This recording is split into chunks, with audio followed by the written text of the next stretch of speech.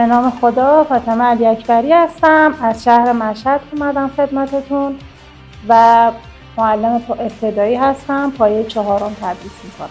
بچه‌ها به طبیعت اطرافتون نگاه کنین، صدای پرنده ها و صدای باد و گوش بدین.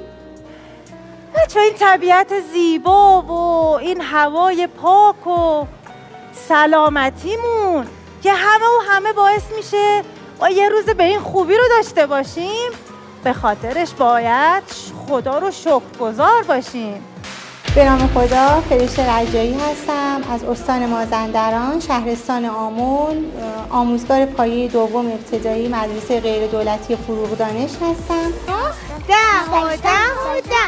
خب داورای عزیز، حالا اجازه بده طلا جونم. داورای عزیز، نورسا جونم، بشمارید گروه شما نورسا جون و مهراب جون